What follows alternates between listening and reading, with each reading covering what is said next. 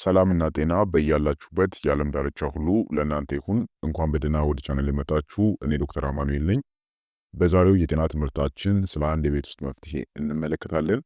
ይሄ ምንድነው? የውሃ እንፋሎትን መታጠን ምን ጥቅሞችን ይሰጠናል የሚለውን እናያለን። እንዲሁም ደግሞ የውሃ እንፋሎትን ስንታጠን ምን አይነት ጥንቃቄዎችን መውሰድ አለብን የሚለውንም አያይዘን የምናይ ይሆናል።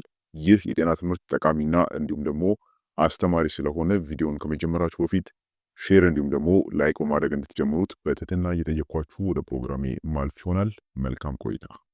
የውሃ እንፋሎትን መታጠን ወይም ደግሞ የእንፋሎት ሕክምና የውሃ እንፋሎትን ወደ ውስጥ መሳብ ነው። ሞቃትና እርጥበት አዘል የሆነው አየር በአፍንጫ በጉሮሮና በሳምባ ውስጥ ያለውን አክታ ለማላላት ይረዳል። የውሃ እንፋሎት መታጠን በስፋት ጥቅም ላይ ከሚውሉ የቤት ውስጥ መፍትሄዎች ውስጥ አንዱ ሲሆን አብዛኛውን ጊዜ የአፍንጫ መታፈን ሲያጋጥም ወይንም የጉንፋንና የሳይነስ ምልክቶችን ለማከም ይመከራል። ምንም እንኳን የውሃ እንፋሎትን መታጠን እንደ ጉንፋን ያሉ ኢንፌክሽኖችን ሙሉ ለሙሉ ላያድን ቢችልም የተሻለ ስሜት እንዲሰማን ግን ሊያደርግልን ይችላል። ነገር ግን እንደ ማንኛውም የቤት ውስጥ መፍትሄ ስትጠቀሙት ራሳችሁን እንዳትጎዱ የተሻሉ አሰራሮችን ለማወቅ ጥንቃቄ ማድረግ ይኖርባችኋል። ታዲያ የውሃ እንፋሎትን መታጠን ያለው ጥቅሞች ምንድን ናቸው? የውሃ እንፋሎትን መታጠን ዋነኛ ጥቅሙ በአፍንጫ ቀዳዳዎች ውስጥ ያለውን የመቆጥቆጥ ስሜትና የደም ስሮችን እብጠት ለመቀነስ መርዳቱ ነው። ይህም በሳይነስ የደም ስሮች መቆጣት ምክንያት የሚመጣውን የአፍንጫ መታፈንን ለማስታገስ ይረዳል። የደም ስሮቹ ሊቆጡ የሚችሉትም እንደ ጉንፋን ወይም ደግሞ የሳይነስ ኢንፌክሽን ባሉ አጣዳፊ የላይኛው የመተንፈሻ አካላት ኢንፌክሽኖች ምክንያት ነው። በተጨማሪም የእንፋሎቱ እርጥበት በሳይነስ ውስጥ ያለውን አክታ እንዲቀጥን በማድረግ በቀላሉ እንዲወጣ ሊረዳ ይችላል። ታዲያ የውሃ እንፋሎትን መታጠን ለሚሰጠው ጥቅም ምንድን ነው? ለተለመደው ለጉንፋን ህመም፣ ለኢንፍሉዌንዛ፣ ለሳይነስ ኢንፌክሽን፣ ለብሮንካይተስ እንዲሁም ደግሞ ለአፍንጫ አለርጂ ላሉ የጤና እክሎች ምልክቶቹ ጊዜያዊ እፎይታን ይሰጠናል ማለት ነው። ነገር ግን ጊዜያዊ እፎይታን እንደሚሰጠን ማወቅ ይኖርብናል። ዘላቂ የሆነ መፍትሄን የሚሰጠን ነገር አይደለም።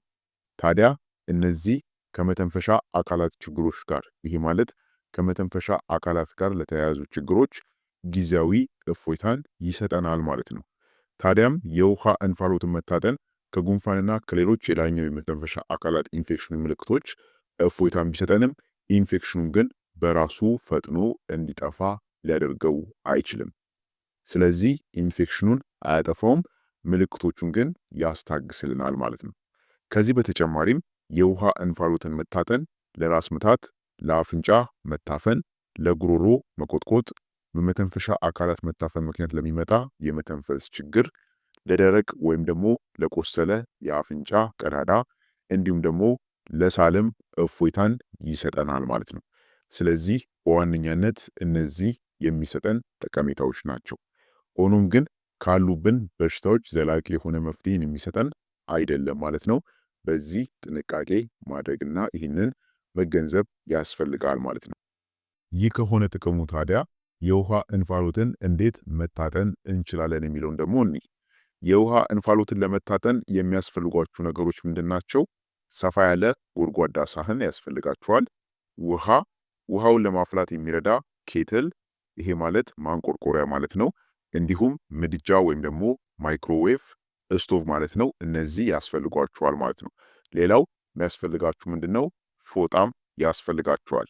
ታዲያ ይህንን ካዘጋጃችሁ በኋላ የሚያስፈልጓችሁን ነገሮች ካዘጋጃችሁ በኋላ እንፋሎቱን ለመታጠን ውሃውን እስኪፈላ ድረስ ታሞቁታላችሁ ወይም ደግሞ ታፈሉታላችሁ። ከዛ በኋላ የፈላውን ውሃ በጥንቃቄ ወደ ሳህን ውስጥ ትጨምሩታላችሁ ማለት ነው። ከዛም ፎጣውን በራሳችሁ ጀርባና በጭንቅላታችሁ ላይ ትሸፍኑታላችሁ። እንፋሎቱ ወደ ሌላ ቦታ እንዳይሄድ ቀጥታ ወደ አፍንጫችሁና በአፋችሁ እንዲገባ ማለት ነው።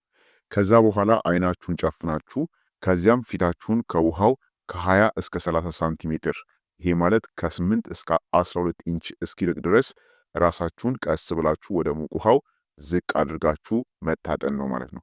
ባልኳችሁ ጋፕ ላይ ከ20 እስከ 30 ሴንቲሜትር ያክል ከውሃው ትርቁና በዛ መልኩ ራሳችሁን ዝቅ አድርጋችሁ ውሃውን መታጠን ነው ማለት ነው። ከውሃው ጋር ቀጥተኛ ንክኪ እንዳይኖራችሁ ከፍተኛ የሆነ ጥንቃቄን ማድረግ ይኖርባችኋል። ቢያንስ ለ2 ወይም ደግሞ ለ5 ደቂቃዎች ያክል በአፍንጫችሁ ቀስ እያላችሁ ረጅም ትንፋሽ ወደ ውስጣችሁ ትስባላችሁ ማለት ነው። ስትታጠኑት በአንድ ጊዜ ከ10 እስከ 15 ደቂቃ በላይ መታጠን የለባችሁም። ሆኖም ግን የህመሙ ምልክቶች ካልጠፉላችሁ ቀኑን ሙሉ ደጋግማችሁ መሞከር ትችላላችሁ ማለት ነው። ስለዚህ የውሃ እንፋሎትን በዚህ መልኩ መታጠን ይቻላል ማለት ነው። ቀላል ነው፣ ሁላችሁም የምታውቁት የቤት ውስጥ መፍትሄ ነው። ታዲያ የውሃ እንፋሎትን ስትታጠኑ ግን አደጋ እንዳይደርስባችሁ ጥንቃቄዎችን ማድረግና መውሰድ አለባችሁ። አንደኛ የውሃው ሙቀት ነው። ውሃው በሚፈላበት ሰዓት ሳይሆን ጥቂት ቀዝቀዝ ብሎ እንፋሎቱ ማውጣት ሲጀምር ነው መታጠን የሚኖርባችሁ። ሌላው ርቀታችሁ መጠበቅ አለባችሁ። ቅድም እንዳልኳችሁ ፊታችሁን ከሳህኑ በጣም ማቅረብ የለባችሁም። ቢያንስ 25 ሳንቲም ያክል ርቀት ሊኖራችሁ ይገባል። ሌላው አይናችሁንም መጨፈን ይኖርባችኋል። ሌላው መውሰድ ያለባችሁ ጥንቃቄ ልጆችን መጠንቀቅ ነው። ይሄ ማለት ልጆች በአቅራቢያ ካሉ የፈላ ውሃ እንዳይደፋባቸው ከፍተኛ ጥንቃቄን መውሰድ አለባችሁ። እናንተም ቢሆን ከፈላ ውሃ ጋር ቀጥተኛ ንክኪ እንዳይኖራችሁ ጥንቃቄን መውሰድ ይኖርባችኋል ማለት ነው። ስለዚህም እንግዲህ የውሃን እንፋሎት በዚህ መልኩ መታጠን ይቻላል። ጥንቃቄ በመውሰድ መታጠን እንችላለን ማለት ነው። የውሃ እንፋሎት መታጠን ቅድም ላልኳችሁ ቅድም ለዘረዘርናቸው በርካታ የሆኑ በተለይ ከላይኛው የመተንፈሻ አካላት ችግሮች ጋር ከጉንፋን ጋር ተያይዞ ከሳይነስ ጋር ተያይዞ ለሚፈጠሩ ኢንፌክሽኖች በተለይ በዋነኛነት የአፍንጫ መዘጋትን ወይም ደግሞ የአፍንጫ መደፈንን ለማከም እንዲሁም ደግሞ ከጉሮሮ ጋር በተያያዘም የጉሮሮ ምቾት ማጣትን፣ የጉሮሮ መከርከርን፣ የጉሮሮ መቆጥቆጥንም ለማከም የሚረዳን ቀላል የሚባል የቤት ውስጥ መፍትሄ ነው ማለት ነው። ሆኖም ግን የውሃን እንፋሎት መታጠን በጉንፋን ወይም ደግሞ በኢንፍሉዌንዛ በምትታመሙበት ጊዜ የአፍንጫና የመተንፈሻ አካላትን ለማጽዳት ውጤታማ ነው እንጂ ኢንፌክሽኖችን ሙሉ በሙሉ ያጠፋል ማለት አይደለም። በፍጹም ኢንፌክሽኑን አያጠፋም ወይም ደግሞ ዘላቂ የሆነ መፍትሄን አይሰጣችሁም። ነገር ግን የአፍንጫ መታፈን ካለ፣ የጉሮሮም ምቾት ማጣት ካለ እነዚህን ችግሮች ለማከም ጊዜያዊ የሆነ እፎይታን ይሰጣችኋል ማለት ነው። በዚህ መልኩ ከፍተኛ የሆነ ጥቅሞችን የሚሰጠን የቤት ውስጥ መፍትሄ ነው ማለት ነው።